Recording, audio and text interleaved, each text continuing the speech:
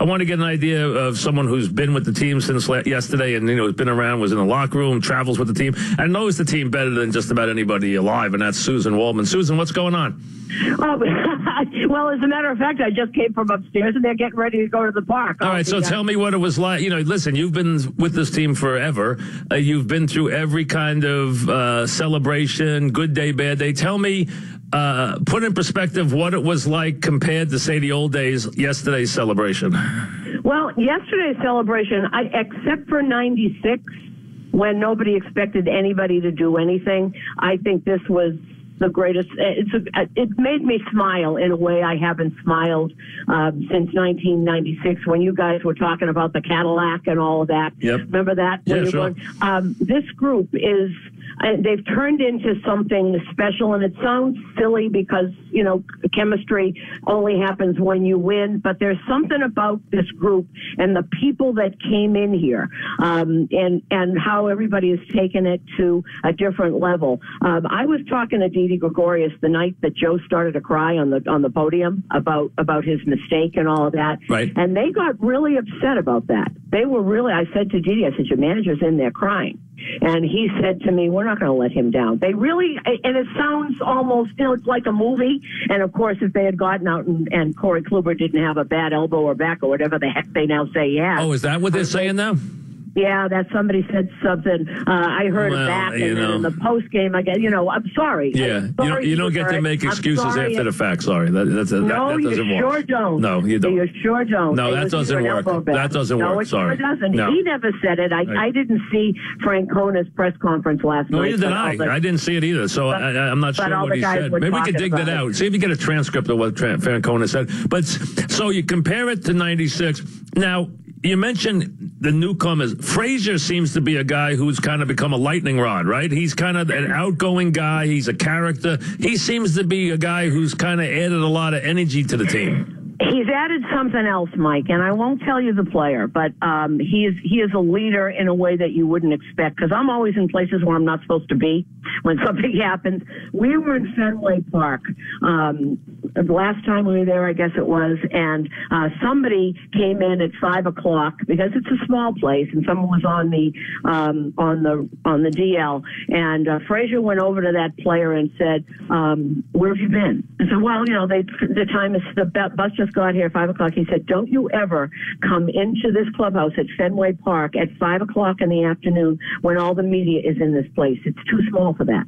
Wow. And he's that. He is a leader. You wouldn't see it because he's up and energetic and sliding on his face and all those kinds of things. He is a leader. He keeps people together. He lets himself be the brunt of jokes so that everyone is together. He's something. He's something very, very special. I wish he hit a little more so he could stay here. But he's tremendous. He has made a big difference in that. We've always known that Brett Gardner is one of those guys who does it very, very quietly, old school. Yep. Will, get people together. And, that's something that you don't see on the field because the personality of a Frazier is so outgoing that people laugh. He's some leader. He really is. He's a tremendous guy to be around, and he's added an awful lot. And on the other side, the other person who has, and we knew this before, David Robertson takes care of that bullpen. He really does. What a great pickup he is. Because first of all, he's got nerves of steel, which we always knew, and he can get out of any situation. But that was a great pickup for the Yankees. It really was. Yeah, it really. And those are the people that you don't really, think about. I mean, I said to Robertson I said to Robertson yesterday on postgame and on the field, I said, "Aren't you glad you came back here?" And he said, "You have no idea." It was just the people that you wouldn't think of. I know that Tommy Kahnle has been amazing. He said to me, Mike, on the field the other day, all I've ever wanted to do was to prove that I could pitch in the major leagues. I mean, that's coming out of a guy who the Yankees didn't protect. He went to Colorado, then he went to Chicago, never put it together until this year. And Brian Cashman had the wherewithal to go and jump on him on that time, because I think Chicago didn't know whether he was actually going to turn back into the other person who walked people all the time. And look what Tommy Kahnle has done in this playoff series. We're talking with Suzyn Waldman. Obviously, she's been with the team. She was with them on the flight to Houston, where they are now. They'll be on the field later on today. That workouts at 6 o'clock. Obviously, game one tomorrow. Suzyn, you were there after Game 2. You were there when they went home after Game 2. Paint the scene of what it was like after Game 2 to what it was like last night, because that's what sports is about. The change from where they're so low and the manager's so low and beating himself up, and now to where you are a couple days later where you win 3 straight games. What was it like after Game 2 compared to what it was like last night? Well, in Game 2, it started with Joe in the press conference, because before we got into the clubhouse to talk to the players, Joe was already on the podium talking about the fact that from a catcher, he didn't want to break up the momentum of a Chad Green. Which was nonsense, which we all know. Well, there was something else going on. I still, to this moment, think there was something else that we don't know, because I've never covering for somebody? I did. That was, he denies it. But have you ever seen Joe Girardi make a mistake like that? I mean, Joe Girardi is very smart. He's an engineer. He's smart. He's very precise. I mean, it was a bad error. Now that he did a lot. He took a lot of beating if he's covering up for somebody. He really did. Well, I don't know what he says no. I've asked him every day, just quietly. Are you sure? He said, no, it was my mistake. That was, he's been low before. I mean, the first year he had trouble here, that first year replacing Joe Torre, that personality didn't wear well with the New York media, because Joe was so open about everything, or we thought he was, and it was so different. And I've seen him low like that before, but I never saw it after Game 2. The guys were pretty devastated, but we can do this. This is a very, they're young, they're energetic, they think they can do anything. They bounced back really, really quickly. It was not one of those where I think we all thought, "Oh, this is over. We're not." And what a great performance from Tanaka. Tanaka took the ball and was brilliant. I mean, he took that, changed the whole series. I mean, his performance was unbelievable in Game 3. Well, let me tell you about Masahiro Tanaka, because I've talked about this with Joe also, and with Larry Rothschild. This year, when he has had to perform, he gets something in his mind. When we played the Red Sox and he was up against Chris Sale, he was angry because he got no press. Everyone was Chris Sale. He beat Chris Sale. Then the Mets, he beat them. And then there was bedlam when Darvish and Tanaka were going to pitch together. Every camera in Japan was sitting in that stadium. That was as good a performance as I've seen by 2 pitchers all year long. He knew he had to do this. There's something about him this year that when he has to do it, he has put on a performance like that. He really has. But I can pinpoint the ones, and I just named them, because that's when I've seen the old Tanaka. He comes out in the first or second pitch, he's throwing 94-mile-an-hour fastballs. And Larry Rothschild, you can see his face saying, where'd that come from? When he needed to do it, he's done it, and he did it again. That was as good a performance, and he needed to. And he likes to be... He's never liked the fact that people don't think him as a number one. The other thing is that we forget that athletes get very emotional about things. And when he got his 1,500th win combined in Japan and the United States, it was a big deal in Japan. And I talked to him afterwards, and he said, "I never thought I'd win that amount of games ever. I'm so lucky. I've worked so hard." He started thanking everybody. He thanked his family, and the guys in New York. It's okay. That's very nice. It was a big thing to him. Just think, he's only 28 years old. He's won 1,500 games in 2 different countries. I mean, that's pretty tremendous. But he's got that little bit of doubt in him that a lot of athletes do. If you sort of rub the skin of a very confident guy, you'll find something else. We're talking about Suzyn Waldman, who's in Houston. I gather something else which I wasn't aware of. I gather the Yankees were annoyed that Ramirez had made, I guess he had tweeted something about, we're going back to Yankee Stadium and we own it. We won every game there this year. And he called them cupcakes or something like that. I wasn't aware. And the Yankees were all mimicking him last night. I guess they were, because I guess Ramirez really ticked them off or something by saying that they owned Yankee Stadium or something. Well, I'm not on Twitter, so I wouldn't know that. That's what I heard this morning. And someone was talking about it, and they're saying, I guess he tweeted something. So the Yanks, I guess, had a couple of things going going with the Indians during the series, which I don't pay attention to that stuff. But Ramirez had a nightmare, and the Indians just completely imploded. I mean, the errors. Look at the way they threw the ball around in the ninth inning like they weren't even interested. I mean, they were completely just overwhelmed by these last couple of games. They really were. There were a lot of things that happened, and and it's fine to talk about emotional wins and what the Yankees did, and this is what the Yankee scouting staff did, and it was very similar to in these kinds of big series, the Yankees knew that Encarnacion obviously was hurt after Game 2, and he was not the same. Brantley and Chisenhall should not have been on the field. Brantley was awful. Not played. He couldn't swing the bat. They haven't played all. He couldn't swing the bat. Yeah. They've been hurt all year. Okay, let's take out of that. I'm sorry they're hurt. That's life. But the thing is that the Yankees, what they did was take Lindor and Ramirez out of the game. And that's all you have to do is take the two big guys out of the game, and then you just go ahead because there's no one else that's going to beat you in that lineup. There really isn't. And that's we always say that Brian Doyle had his moment. I remember in '86, Marty Barrett had his moment. It's always the little guys. They take the big guys out of the game, which is what they did to Aaron Judge. But everybody else on the Yankees contributed because they had a plan for Aaron Judge, which was really something. They did a great job. They threw him a million curveballs, and he had a bad series. He did. But how about Didi? I mean, Didi was unbelievable. Huh? I mean, look at the way this guy's grown up. I mean, I remember, and you know this, A-Rod on the field trying to talk him through those first couple of weeks where he couldn't even run the bases here. He was like lost. He couldn't even make a play. Well, and I also remember a day in Washington, Alex on one side, Carlos Beltran on another side, them walking out with bats on their shoulders to the cage in National Park, where they were going to take Didi out there and have him. Because if you noticed, after that group in Washington, when Didi got here, it was about May or something like that. Didi all of a sudden started hitting lefties.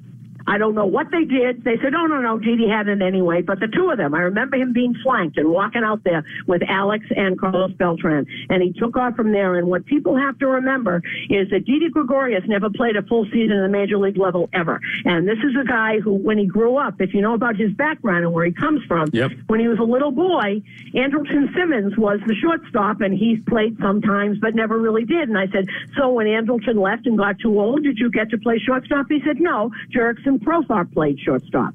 So he never really got any training till he came here. He was always the extra guy because he wasn't as good as those guys.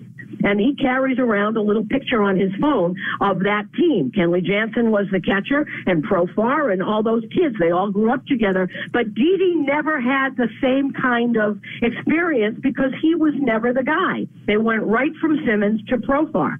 And Didi, by the way, and is the most positive human being I've ever met in my life. If you say, it's going to rain, Didi, he'll say, no, it'll pass. It'll be okay. And in about 4:05, it'll be great, and it's going to be wonderful. And he's one of those, and it's real. And he does, and we talk about him, and we talk about the baby bombers. Didi Gregorius is 26 years old. I mean, you're right. Yeah, no, he's got a lot of great baseball left in him, and Bird too. You know, Bird's another one he came up big in this series. You could see how outgoing he was, screaming, going around the bases. I mean, they're a very outgoing, very in-your-face group, and they're having a good time. You can tell. This is the innocent trip they're going to have. It's not always going to be this way, but this is the innocent trip this year. That's why we're always comparing it to '96. Yep. That it's the same thing. It was the first time, and they're playing the Jeter flip play. Every time I turn on MLB, the Jeter flip play it's the same kind of thing. They're making those kinds of those plays in the combination of the young kids. Look at that last inning.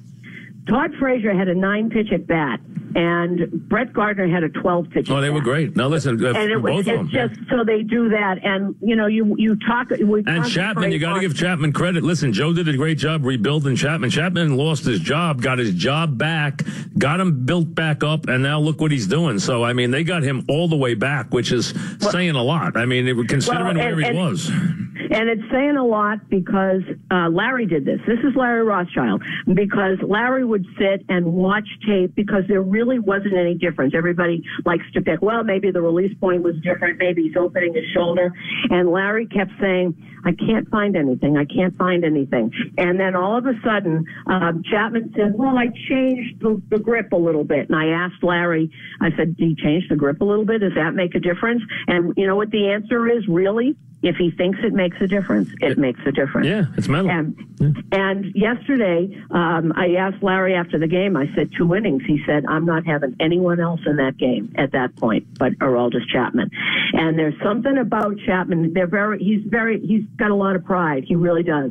And to watch him when he was going through that awful time, it was terrible. The look on his face, he had never had failure before. He didn't know what to do. And he worked. He really is a worker. I guess he went in and apologized. According to A-Rod, who said it on the air the other day, he went in and apologized to Joe for whatever happened on Instagram with him, liking a story of Joe getting fired or whatever. But yesterday they seemed like they were pretty together on the field. Well, no, Joe was good about that kind of thing. I don't know. It's one of those Twitter things or something. Right. I guess people after game 2 were saying Joe was an imbecile. Right. They said he was going to be fired. Yeah. And he was an imbecile. And supposedly Chapman liked it. Right. I don't know what you do. Right. I guess you put a thumbs up on the story or something like that. Yeah. So obviously, if it's on Twitter, the whole world sees it. You know, they got a guy sitting at Deadspin who does nothing but follow these guys. So it's out there. I know. I've heard of him. I don't watch it too much, but he follows me every day. I know that. So yeah. Well, I know. I see stuff on people's pages, and how did they know I said that? Listen, it's on there. Everything is on there now. So that's just the way it goes. But I guess they didn't have a problem though. They worked it out. No, well, whatever was said, Chapman went in the very next day and said he didn't realize what it was or whatever. And Joe had other things to worry about after game 2 than if whatever Aroldis Chapman did. And Joe's very good about that, and he knows he wanted this. This was a vindication of Joe Girardi, and I think the team took it very, very seriously. Is he happy here? Is there a chance he'll walk away now? I mean, he doesn't have a contract. Are there going to be issues with the Yankees and him? What do you think, or you think he's going to be okay here? I think it's going to be up to him. And I don't know, he doesn't want to talk about it. He talks about it at the end of the year. He and his family will sit down and they'll talk about it. I don't, how can the Yankees say thank you very much after what? Oh, they can't. Now, the question is, there's a lot of open jobs right now, There's a lot of open jobs. There are. Yeah. I think with everything that's gone on here, I think it's going to be his decision. I don't know. He's very, how closed he is. He'll decide. But I think it's going to be his decision. And what I think everyone has to remember is that this was supposed to be a rebuilding year. No one would have been surprised if they had a losing season. They really wouldn't have. No question. Because it was supposed to be the next step. This is like the Cubs a couple of years ago when they just weren't quite ready, but everybody gelled at the same time. No, absolutely. They're ahead of schedule. They're playing with house money. They'll be playing a good team. We know that. But you like the way they're playing, and you like everything about what they're doing. The bullpen. They got to get something out of Gray in this series. There's no question. They're going to have to get something out of him. And I think people are worried about Gray right now. Before we get to that or anything, tell me what the plane ride was like to Houston. Was it quiet and everybody sleeping, or were they having a party? No, everybody's sleeping. What are you kidding? No. Oh, it was not. It's a big plane. So in the back of when we got on the plane, usually this doesn't happen, but Starlin Castro and has a big. It used to be called a boombox. Right. I think it's called something else now. Right. And they're on there and they're singing and they're having a wonderful time. And I think they brought some of the refreshments from the clubhouse with them on the plane. We got here at 6:00 in the morning. It's a long way. And everybody checked in, and most of them are down in the lobby getting ready to go over to the field to do stuff before the workout at 5, I guess, is the workout, or 6. They wanted to do it at night. But the scouting staff, they're all up. They're all up, and they're sitting there, and they're going into their rooms and doing all that stuff. How has Betances taken things, Susan, the last couple of days? Well, Betances, I know he understands. He's disappointed in himself more than anything else. This is a group. I said to I said on the air to Dee Dee, and I've said this to Joe about them, and it's only cute when you win.